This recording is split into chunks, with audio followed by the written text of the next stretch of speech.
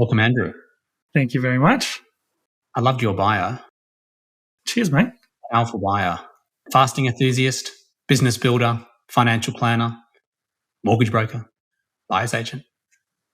Quite a busy life at the moment, mate. With three girls and hopefully a boy to boot for 2023. We'll see. Mate, I think the fasting seems to be working. Well, fasting works, extremely well. It's potent as all hell, mate. It's good. Works well. How much weight have you dropped?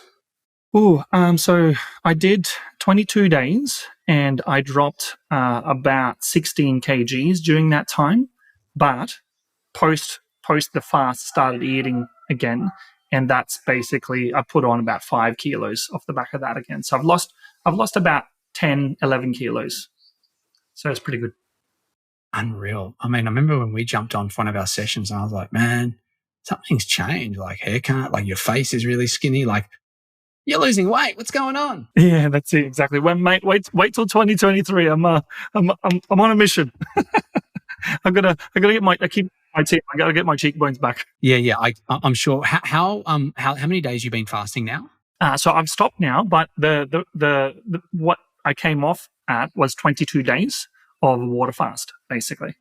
Right. So I'm looking to basically just eat 1 meal or 2 meals a day for the next few weeks, and do another big one. Probably just do 7 days, something like that. Nothing too crazy like last one.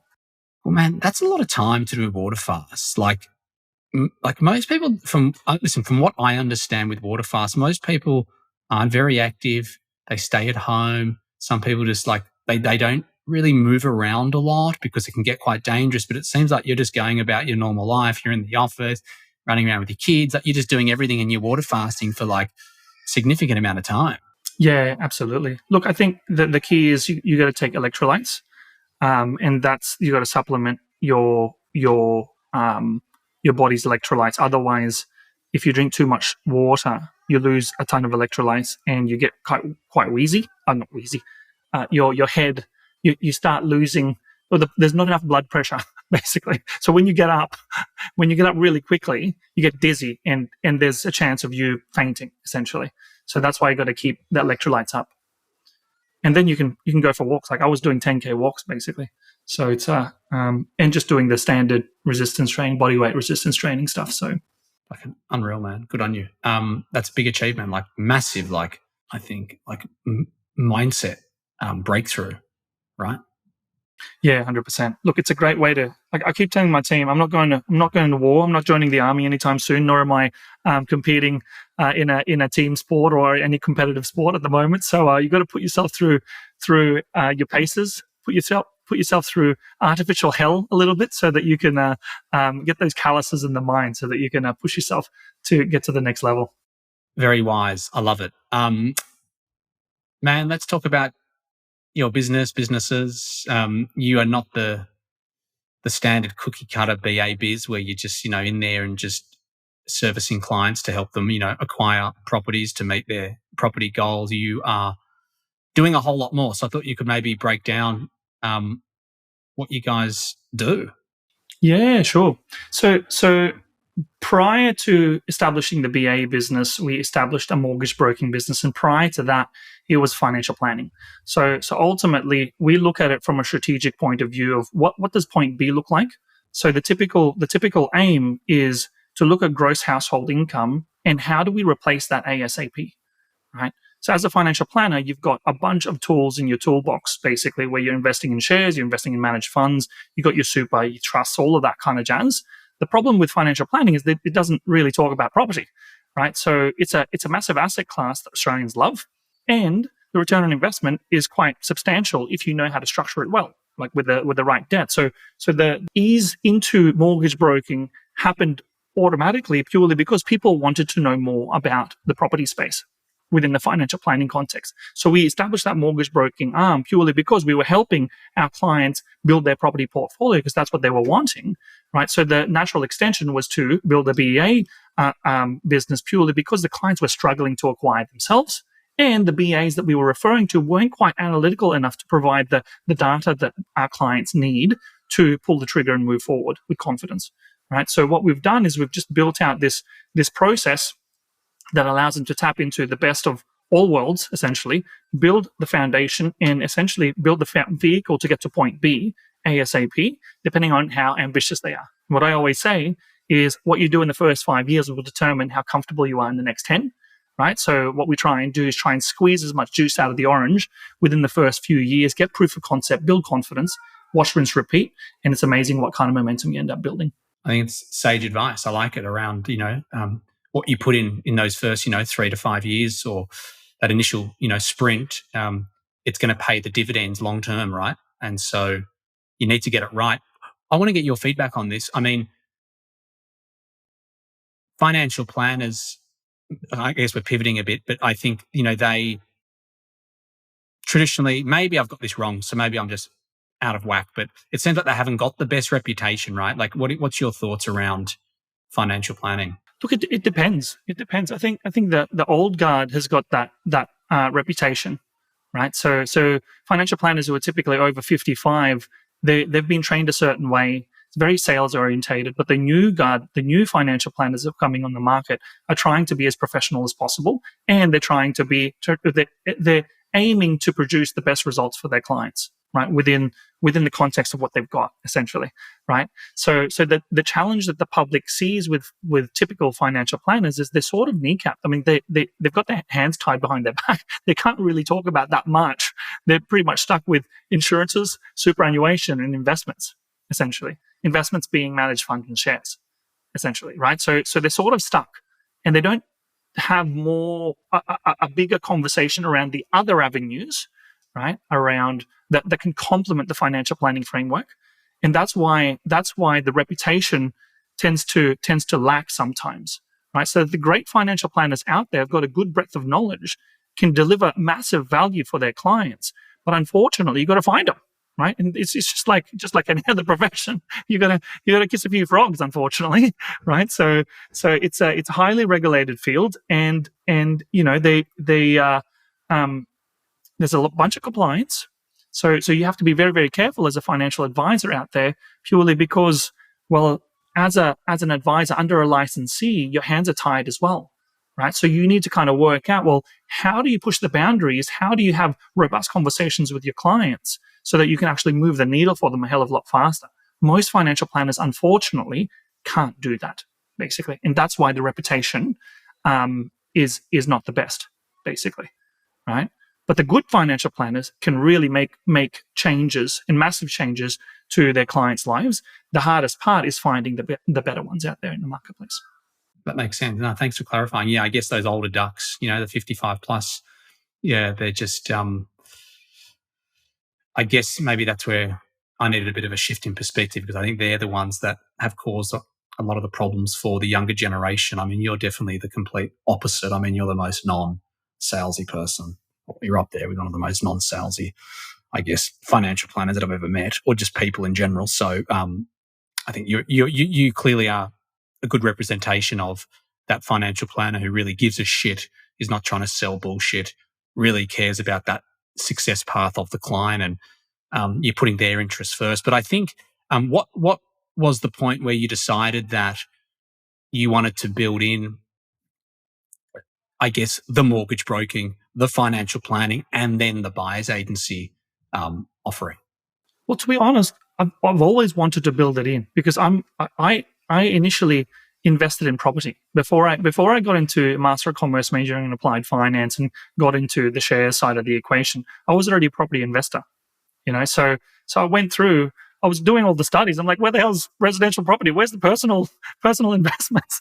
So I knew, as I was going into financial planning, I knew there was a massive gap, right? The whole curriculum doesn't talk about property whatsoever, right? So I knew I was going to build it out. It was only a matter of time, and obviously these things take time, right? So I basically filled that gap through referrals. But the problem with referrals is that it wasn't quite fitting the bill, and some of the clients weren't quite getting the experience that they wanted, right? Because what we're all about is a seamless experience to get the results ASAP, right? If you're getting pushback from different professionals, well, guess what? You're not getting that seamless experience. So in the end of the day, we were like, well, let's bring it in-house. We've got the expertise, right? All we need to do is study. Well, that's fine. I've been studying all my life. It's all good. You know what I'm saying? So it's pretty straightforward. So we just got the tickets that we needed, and off we go. basically. So now it takes time.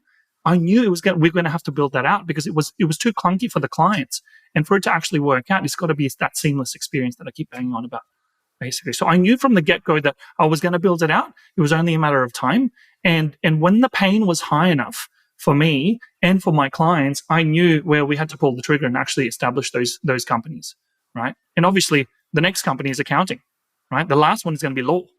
Right? As soon as we get all of that in place, guess what? The clients are going to have a bunch of professionals around them, and they get treated with respect, and they know exactly what the 3-year timeline looks like to maximize the potential that they've got, so that they can actually go ahead and kick some butt. Right? So that's the vision that I'm casting, and that's what we're working towards as a business, as a team. Man, I love it. I love it. And I guess this clearly ticks that box, the business builder in the bio.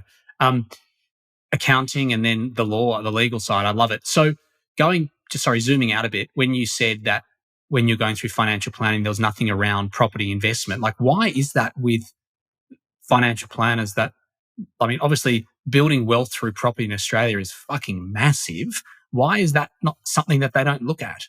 Well, I think unfortunately, there's been a bunch of financial planners who have gone down the path of selling off the plan bullshit properties, basically, that put people behind the 8 ball, and that has created a shadow over the property as an asset class, over direct property as an asset class, especially residential, right? Because of the results, right? So the clients come after them, telling them, "Oh, they told me to buy these particular properties," and then the planner would get their license taken away from them, right? Because they shouldn't have been doing that, right? So that's one reason. Another reason is, well, the fund managers don't get paid, right? The big superannuation funds, well, they've got nothing to do with property. So why they're not incentivized to actually help financial planners get better in the property space, right? Because they don't get to clip the ticket, basically, right? Because within financial planning, there's this thing called funds under management, right? So a percentage fee, right? Some financial planners are charging 2% of funds under management, 1%, right? So in the end of the day, well, they don't have that option within property. Therefore, well, it doesn't make sense for them to get to know about it, right? They're not incentivized to learn about that particular asset class, so they stick to their own lane, and they basically tell people to invest in a diversified portfolio without property in it, right? And unfortunately, all of the research, or the majority of the research on wealth creation, is around that particular paradigm. Now, don't get me wrong, I really like it. It's good. It's a great way to build wealth, but it's missing a crucial piece. Like, you can't ignore property as an asset class when you're building wealth, because it's it's a great way to amplify the return, especially with utilizing your borrowing capacity as a resource. Oh man, it's music to my ears. I think it's brilliant. Your business model, I think, is brilliant. I think there's so much more added value that you can bring to the table as part of your entire model to the client, right? And I guess my next question is, like, is there a lot of people doing what you're doing, running the style of businesses with all of those service offerings? Look, not really. Like, what I always tell people is there's less than 1% of financial planners can do what we do, basically. Right. So across Australia, I've only really seen a handful of firms that do what we do, basically. Right. And it's kind of sad, really, but it's great for us because we're in like a tight little niche that can allow us to kind of scale up and add tremendous value and keep the clients as well, because they're seeing the value. Ultimately, it's about net asset growth, right? People tend to forget that. And then you couple that with some income producing assets, and suddenly you start to build this massive momentum, right? And then you believe, you get proof of concept, then your confidence increases, and then you go all in, basically. And then the results just come. Yeah, I love it. So good. So good. Yeah, listen, you're obviously clearly swimming in a massive blue ocean. So I guess your clients must be super stoked when they come to you. Like, they're not just obviously getting that property as the output. They're getting a whole lot more, right? 100%. Yeah, exactly. So they're getting the full shebang. What I always say is, like, they're the CEOs, we're the CFOs. It's our job to provide them with the options. It's our job to look at what potential they're sitting on, and to be proactive in the approach, so that they know how aggressive they can be, depending on how ambitious they want to be, basically. What I'll always say is the actions that you take will be determined by how big your goals are, right? Because you can cruise along through life and get there in 30 years, right? Clients that we work with are people who are trying to get above average results, right? Who want to get there in 15, carve off 15 years so that they can enjoy themselves a little bit more, right? Yeah. I like that analogy. They're the CEO, you're the CFO. I think it's smart. I think it's good. And it's a good way to look at it. So with your biz, you guys sit under just the one name, right? Plenitude. We've got multiple businesses. So we've got Plenitude Wealth, Plenitude Lend, and then LVRG Property, basically. Right. So in the future, we're probably going to rebrand and just put it all under one house. So that'll make things a little bit easier. But right now, how we market is through strategy, overarching strategy, through financial planning, and then if it's a right fit, we go through the mortgage broking, and if it's a right fit, we go through the BA side of the equation as well. Okay, that's cool, man. That's exciting. So how long have you been running everything together for? Oh, everything together for a year, basically. So BA is only just shy of 1 year old. Mortgage broking's been running since 2018. Financial planning business has been running since late 2016. How are you enjoying now bringing it all together? Look, it's awesome. I mean, look, I'm very busy building a team. We've got 18 people, right? So it helps to have a team around you, right? So the next challenge is to just make sure that we take care of our team members. We keep them engaged. We build good culture. Right? We have an ascension plan for each individual in the business, so that we've got they can. What I like about a particular couple that I follow, the Hormozis, Alex and Layla Hormozi. Layla Hormozi is the operations person. So she said, if you're looking to keep a type talent, right, they need to be able to see them building their dreams within your business. So it's up to you as the CEO or the founder to cast a large enough vision for the company to be able to maintain those people. Because guess what? If you've got killers in your team, they're not going to stay there if your vision is only for you as the founder, right? So you need to cast a massive vision so that they can build millions within your business, so that they're happy to stay, right? So that's pretty much my goal. Build a massive business, allow A players to stay in, build their businesses within our business, be the entrepreneurs, to make sure that they add value to the clients, add value to the business, and build their investment portfolio as well, guided by the strategies that we're running, basically. That's exciting, man. Wow, you are. Well, you must. I know you are busy, but yeah, you must be busy. 18 staff and most likely growing. And so, are you specifically focusing on investment properties for your clients as part of the BA business? Are you doing owner rock as well? How does that work? It's purely investments only. Yeah. So owner rock is a conversation that we can have, but we'd prefer to just look at the data and just pull the trigger for investment properties only, because we want to keep the emotions away from it. So what I always say is it's a balancing act between lifestyle and finance.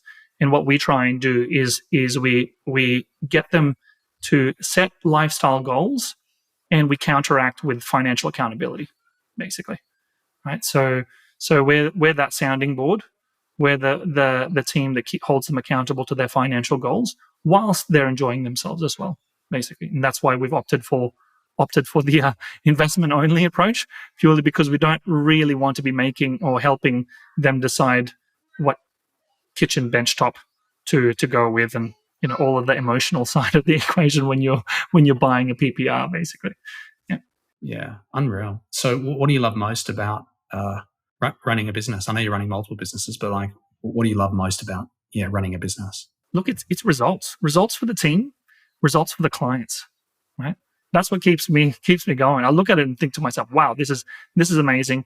If I can build a team, if I can make a massive difference, if I can increase financial literacy across the world, it'll be amazing. Obviously, starting off in Australia as the first port of call, right? If I can share my knowledge and utilize other expertise to kind of compound the effect that we can have for our clients and for just the normal population, I think we'll all be better off, basically. So there's casting the vision, working towards hitting those particular targets, building the team, getting results for the clients, and then making a change and making a positive difference, ideally in Australia first, and then all across the world.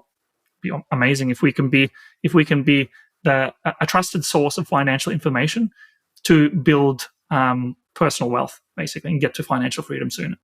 Awesome, man. I love how you feel very strongly about servicing the team and supporting the team and as you even said earlier, around, bringing their vision into the master vision and, making sure that obviously you got strong retention. And, I think it's really great how you really put a strong focus on the team. A lot of, I think, founders build teams and forget about their teams. And as you said earlier, it's hence why the killers end up losing, that they leave you, because it becomes all about the founder or founders. And now each of their own, right? Like, sorry, mate, but some business owners are happy to build that lifestyle business, but a lifestyle business ain't going to attract the right kind of people to grow something substantial, right? So in the end, some people will be happy with a 5 mil revenue lifestyle business, but what we're trying to build is something orders of magnitude bigger than that, basically, right? So in the end, it's it depends what the ambition is. Back to what I keep harping on about, right? How ambitious you are will determine what actions you need to take, and obviously there's a price to pay with all of those actions too, and you've got to be able to kind of take the good with the bad. Yeah, I think that's a really good way to put it. I wanted to check in and understand, like, when a client does come into your orbit, your organization, and they really understand the full suite of things that they can get, to obviously to meet their objectives and their needs. Are they pretty blown away when they realize just with what everything you guys can provide? Yes. The clients who are blown away are the ones who've tried with different professionals before and have gotten not necessarily nowhere, but they've gotten subpar results. And when they come to us, they see, wow, okay, I'm going to save so much time, because in the end of the day, it's about time and experiences, right? So the more time you have, the more experiences you can chase after. So the clients who have had their fingers burnt, who've run around trying to do everything with the different professionals, they're the ones that see massive value in it because they save so much time. Right? The people who are brand spanking new to the industry or to goal setting or financial planning, mortgage broking, and building their property portfolios, they come at it and go, oh, this is interesting. This is a little bit different to what I've seen. And they're very, very curious about how it all kind of comes together, basically. So all in all, we're in a pretty good space, purely because as soon as they start comparing, well, it's hard to compare against what we do.